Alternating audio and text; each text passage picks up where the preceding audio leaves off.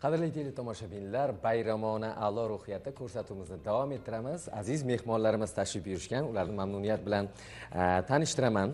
Millatlararo munosabatlar va xorijdagi vatandoshlar masalalari bo'yicha qo'mita axborot xizmati rahbari hurmatli Ozodjon aka Quvondiqov.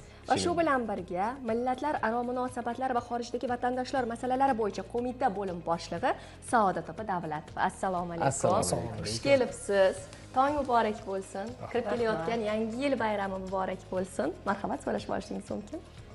Assalomu alaykum O'zbekiston ahli. Mana oyna jahonda hozir butun xalqimiz bilan birgalikda salomlashyapmiz.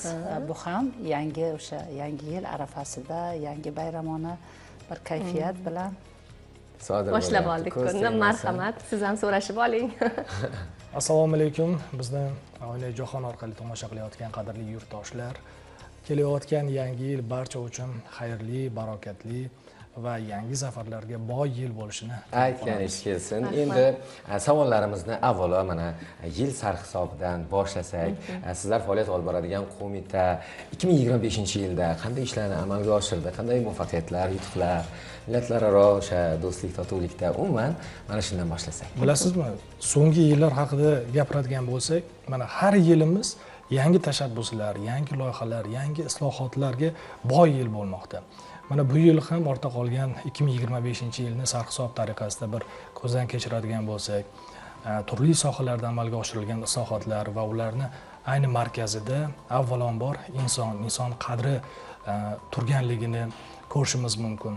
Va yana bir alohida bir e'tibor qiladigan jihatimiz, barcha sohalar bilan bir qatorda yurtimizda istiqomat qilayotgan 130 dan ortiq millat elat vakillarini urf-odatlari, qadriyatlari, an'analarini rivojlantirish, saqlash, kelgusi avlodga yetkazish borasida ham juda keng islohotlar amalga oshirilyaptiki va bu yo'nalishdagi ishlar davlat siyosati darajasida ekanligiga alohida urg'u bermoqchi edim. Negaki mamlakatimizning eng bir yuqori yuridik kuchga ega bo'lgan bosh qomusining preambula qismidayoq, ya'ni muqaddimasdanoq aynan fuqarolarimizning farovon kun kechirishlari, millatlararo va konfessiyalararo totuvlikni ta'minlash hamda jonajon O'zbekistonimizning gullab yashnashi va farovonligini ko'zlagan ezgu maqsadlar ortida va boshqa ezgu maqsadlar bilan aynan mamlakat konstitutsiyasi qabul qilinganligi e'lon qilinishi va uning bir qator normalarida aynan yurtimizda istiqomat qilayotgan turli millat elat vakillarini urf-odatlari, qadriyatlari, an'analarini rivojlantirish, saqlash, ularga sharoit yaratib berish kabi bir qator moddalar, normalar bilan aks etilganligi ham ayni yo'nalish bu bugun davlat siyosati darajasida ekanligini ifoda etadi. Mana shu qonunlar doirasida demak bu yil ham samarali ishlar amalga oshirildi, to'g'rimi? Juda ham to'g'ri aytdingiz. Albatta o'sha yil boshidan aytib o'tishim kerak.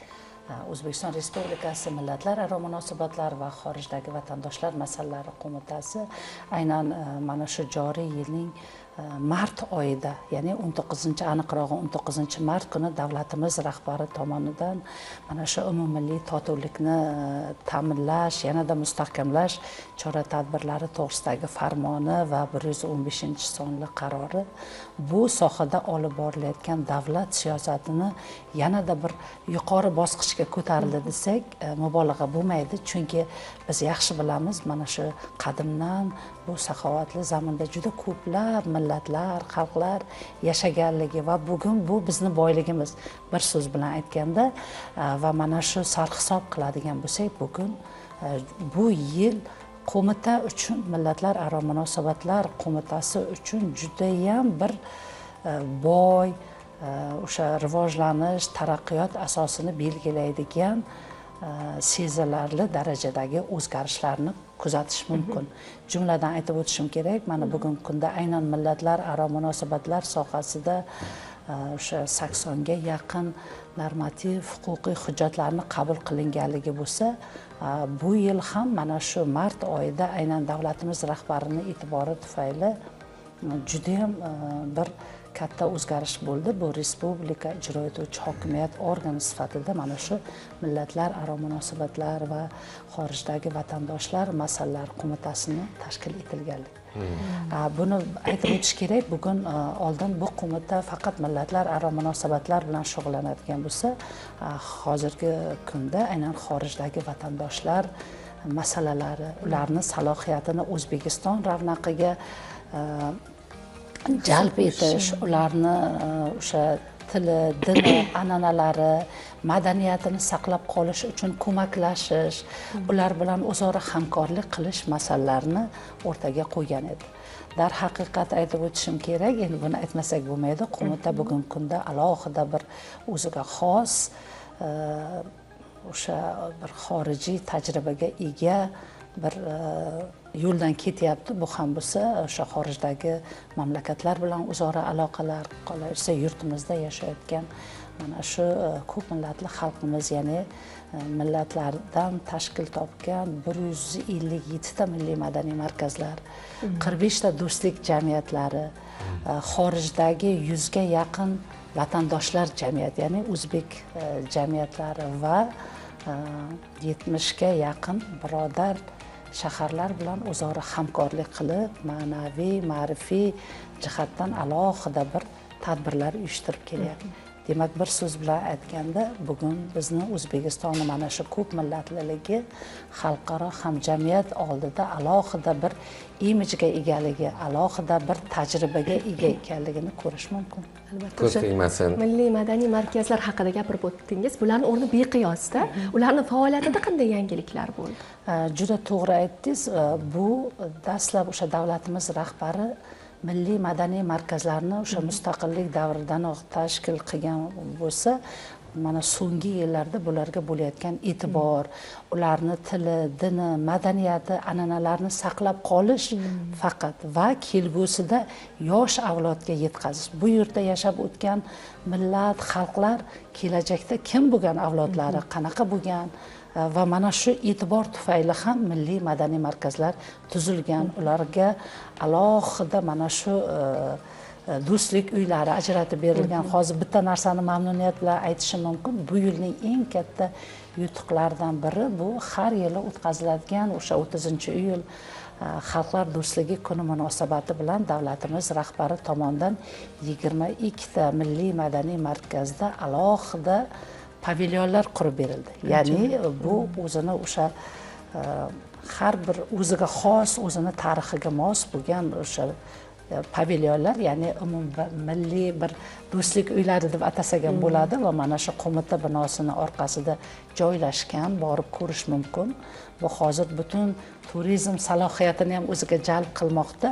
Bu yerda aynan mana shu yerda ularning an'analari, urf-odatlari, hatto o'sha pavilyonni qurilishi ham o'zini o'sha davrdagi xos uylari. Masalan, o'zlarini emin erkin his qilishlari, o'z uyingizdagidek his qiling deydi.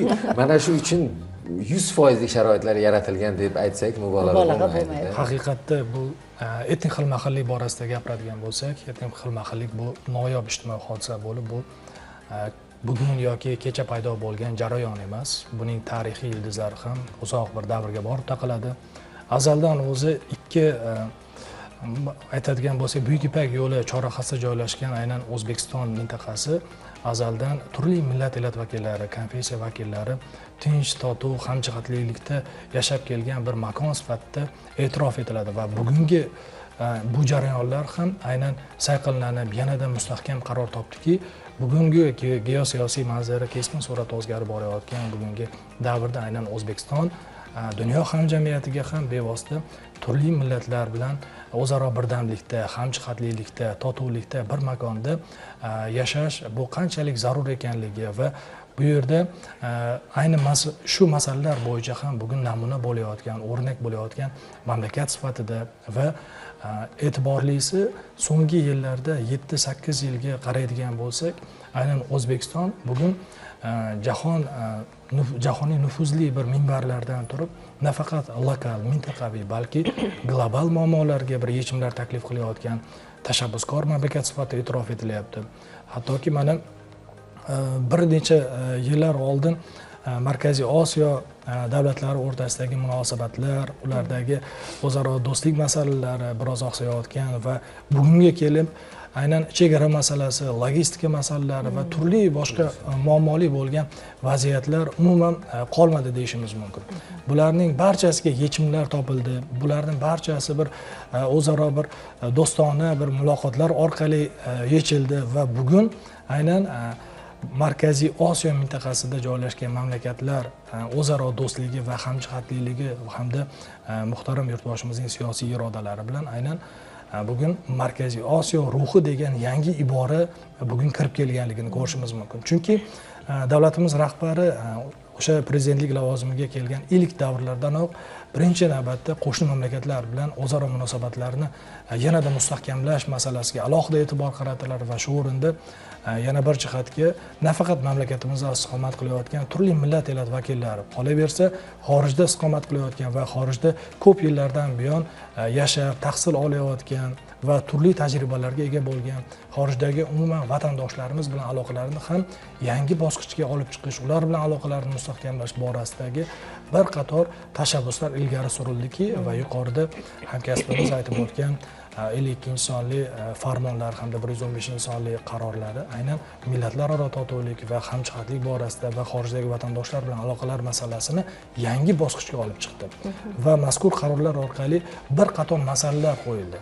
Bu ham aytaylik jamiyatda o'zaro birdamlik, hamjihatlik, bag'rikenglik tamoyillarini yanada mustahkamlash orqali yagona fuqaroviy o'zlikni saqlash, xorijdagi vatandoshlar bilan aloqalarni yangi bosqichga olib chiqish va aynan O'zbekistonning xalqaro maydondagi ijobiy imijini yanada mustahkamlash yo bo'lmasam mamlakatimizda istiqomat qilayotgan turli millat elat vakillarini huquqlari, manfaatlarini himoya qilish orqali umummilliy birdamlik, umummilliy taraqqiyotga ularning ham daxldorlik hissini yanada kuchaytirish masalalari kabi bir qator vazifalar o'rtaga qo'yildiki, mana sarhisob nuqtai nazardan O'zbekiston Respublikasi Millatlararo munosabatlar va xorijdagi vatandoshlar masalalari bo'yicha qo'mitasi aynan yuqorida ta'kidlangan 157 ta milliy madaniy markaz, 45 ta do'stlik jamiyati hamda 100 dan ortiq xorijdagi vatandoshlar bilan xorijdagi vatandoshlar tomonidan asos solingan jamoat tashkilotlari bilan uzviy aloqalar yo'lga qo'yildi.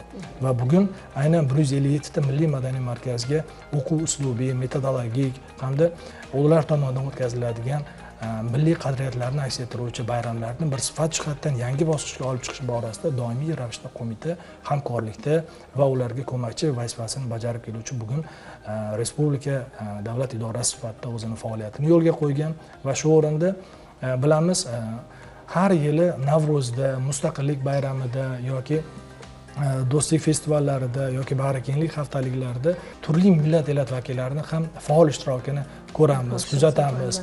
Aynan qo'mita bilan hamkorlikda aytaylik boshqirdlar va tatarlar millatiga xos bo'lgan Saban to'yi tadbirlarini aytamizmi yoki koreys millatiga xos bo'lgan Chuqso'k bayrami deymizmi yoki greklarga xos bo'lgan oxiy bayramlari ham bu o'tkazilishi yangi sifat jihatdan yangi bosqichga olib chiqildi va bu tadbirlar ham qaysidir ma'noda yurtimizda istiqomat qilayotgan turli millat elat vakillariga xos bo'lgan bayramlarni bir ko'rsatish, namoyish etish va bu orqali ham yurtimizda mustahkam qaror topib borayotgan millatlararo totuvlik masalasini bir yorqin ifoda etadi deyishimiz mumkin. Katta rahmat Ozajon aka, Saodat opa. Bilasizmi, Chehrona shunday insonlar bo'ladiki, bir savol berasiz, atroficha to'liq batafsil javob berishadi. Keyingi savollarning ham javobi aynan o'sha javobda mujassam bo'ladi. Kelajakdagi 2026-yilga maqsadlarni ham bilganday bo'ldik. Yo'nalishni qaysi tarafga ekanligini ham bilmoqchi bo'ldik. Kattakon rahmat sizlarga. Xush kelibsizlar. Juda ham xursand bo'ldik. Gaplashsang, albatta suhbat qilsang, mutaxassis bilan suhbat qilganing va professionallar bilan gaplashganing o'zi sezilib turadi. Bayram muborak bo'lsin. Sog' bo'ling. Kelayotgan bayram hammamizga muborak bo'lsin. Qo'mita faoliyatiga bundan ham yuksak rivojlar, parvozlar hamrohligini tilab qolaman.